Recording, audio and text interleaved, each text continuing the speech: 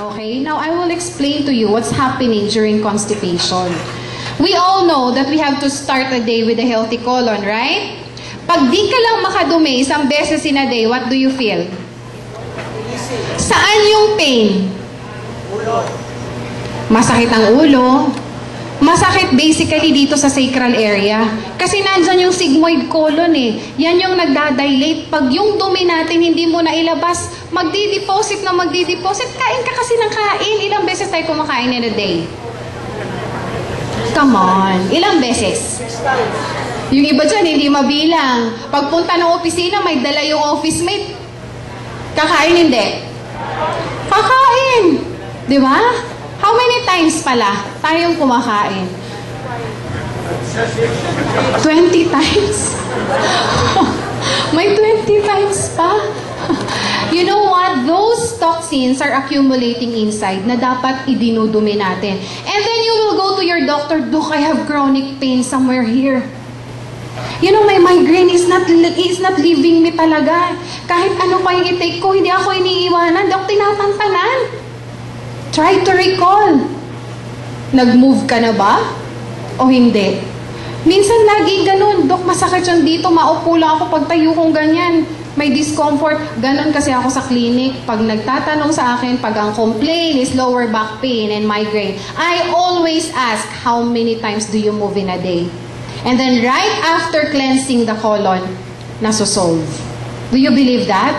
I'm a medical doctor in profession, but I'm really into 80% natural medicine. I do integrate both practice. Kung ano po yung best na nakikita ko sa conventional and best na nakikita ko sa natural. Nandoon po tayo lagi dapat sa primary healthcare to integrate both practice para walang bangayan. Tama po? Correct. Okay. Now, going back to constipation, it causes these toxins to build up and eventually will cause illnesses. No? This is supposedly your normal colon. Kapag ikaw laging constipated, tendencies are you may be forming diverticulosis or diverticula, I mean. Alam niyo po yung diverticula? They are bowel pockets. Typically, bulsa sa colon. Bulsa sa bituka. Anong laman ng bulsa? Dumi po yun. Lahat po kasi ng nasa colon are ready to be evacuated eh. Supposedly. No? Now, take a look at this. Ito yung normal na diameter ng healthy colon. Kaya ikaw, matuwa ka kapag dumudumi ka, ganito yung diameter kalaki. Maganda po yun. Ibig sabihin, most of the stool around here are going out. Pero kapag ang stool ay sexy, ganyang kaliit ang lumalabas, ganyan no? Yung, sino nakaano niya, nakatry? Na parang dumi ng kambing. Di ba? Hirap na hirap yung tumatawa, naka-experience yan. No? Ay, kahit i-deny natin, nangyayari sa buhay natin yan. Di ba? When you defecate, this small stool, isipin mo na lang, ang daming stock na natitira doon sa colon mo. No? You should take something that will cleanse your colon. That will induce bowel movement. Lahat po kasi, yung colon po kasi natin, going back, ibalik ko lang yung colon ha. The colon is very vascular. Pag sinabi mong vascular, it has blood vessels all around. So whether toxin yung nandyan o hindi man, nire-reabsorb kasi ng katawan mo yun eh. Wala kang magagawa, yun ang normal, the physiologic activity of your colon. So kahit ang nandyan ay toxin or hindi, ina-absorb niya yun. There is reabsorption. No? So if your stool is remaining there, meron pa ako mga pasyente 6 days hindi nakakadumi, hirap na. Totoo hindi. No, you will really suffer from pain if you're constipated. This could be some of your stocks somewhere or somehow, or kung kailan kayo nakabisita na nakain mo, di mo pa nailabas. Ilan po dito hindi pa naka-colon cleansing sa tanang buhay niya? Yung hindi pa nakaka-colon cleansing, meron pa po? Do you realize that oftentimes, more often than not, you will experience diarrhea? Nagdadiarrhea tayo. Minsan iniisip natin parang, wala naman ako nakain. You don't recall anything na na-take mo. Ano ba? Nag-food poisoning ako? May na-take ba ako? Bakit biglaan na lang nagdadiarrhea ka?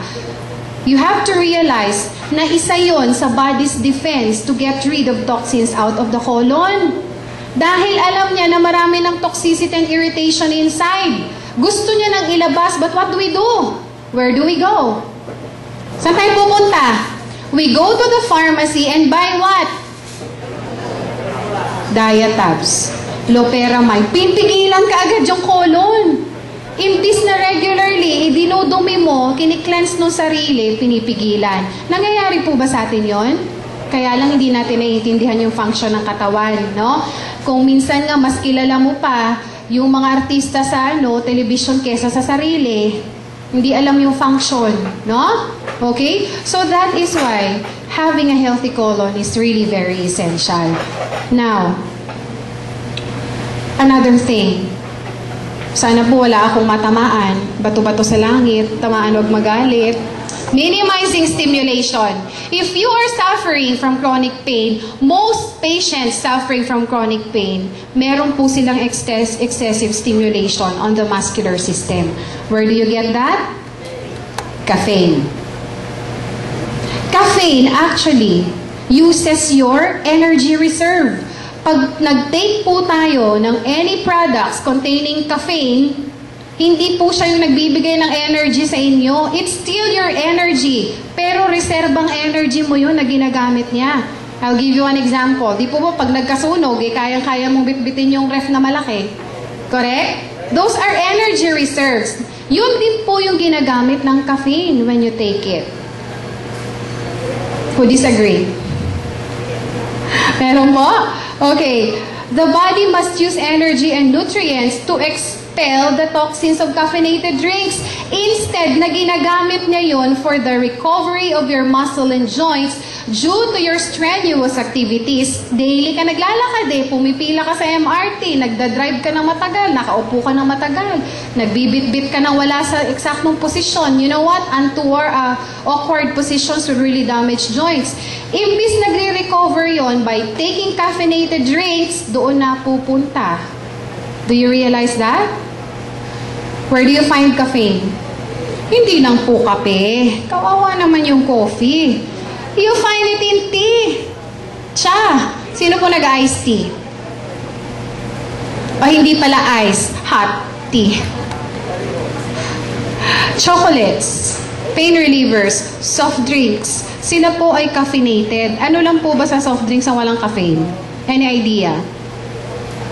Ano po sa soft drinks na walang caffeine? 7-Up po and Sprite. Pero may sugar pa rin po yun.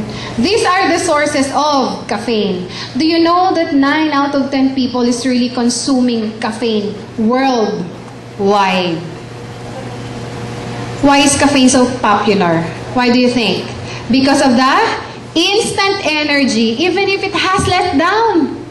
Kasi hindi mo naman nasusustain yung energy mo after taking it. Pagtapos ng epekto niya, wala na rin siya kagad. It alters your mood and behavior because it's basically affecting the brain. Nervous system po. Ang tina-target ng caffeine. That's why yung mga hindi sanay mag-coffee or even yung mga nagwi-withdraw from taking coffee, meron po silang tinatawag na tremors. Sino pong nakaka-relate dyan? No? Because yung nerve and the brain is affected. There was a study conducted in Loma Linda University. This is a group of PhD students na gumawa ng kanilang research. They used spiders. Di ba gumagawa sila ng web? Very artistically made. At ginagamit pa nga ito sa architectural and engineering designs. Alam niyo po kung anong ginawa? They injected caffeine doon sa spider. Equivalent to 2 cups kung sa tao. Do you know what happened? Kung ano yung epekto? It really needs brain works, right?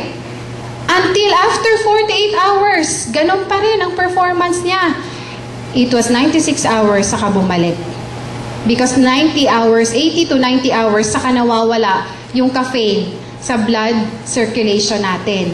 Ilang araw yon? 80 hours. Ilang araw yun? Ha? O, ilang beses tayo nagko-coffee or nag-iced tea, nagcho-chocolate. So, stay put steady yung concentration ng caffeine sa katawan natin. Stay put din yung concentration, yung stimulation doon sa muscle natin. And then you will go to your doctors and tell us, yung pain talaga, Dok, hindi nawawala. Chronic pain, again. Do you know it also has effects on pregnancy? Same is true with smoking and taking alcohol drinks. Pero ang daming buntis ngayon eh. Ice, yung coffee kasi ngayon, ice na eh. Frozen na, di ba? May cream top pa nga. Ang sasarap. Correct? It actually doubles the risk of losing the child. And ganun din yung epekto, surprisingly, kung naninigarilyo sila o umiinom. And it stays 80 hours. What? In breast milk. You know why? I'm personally so happy na nagkaroon ng move. Actually, PMA is also included in this. Natanggalin yung soft drinks sa mga elementary schools. Why do you think so? Those drinks are caffeinated. They are stimulants. Kaya yung mga bata, hindi nila masustain yung attention. Yung mga teachers. Ikaw ba naman, di ba teacher pa nga nagbibenta ng iniinom? Pagkatapos kang magbenta ng stimulants, sasabihin mo, sit down and behave, listen to me? Of course, hindi. In-stimulate mo eh. Aalis yan kung ano nung gagawin. Even parents does that.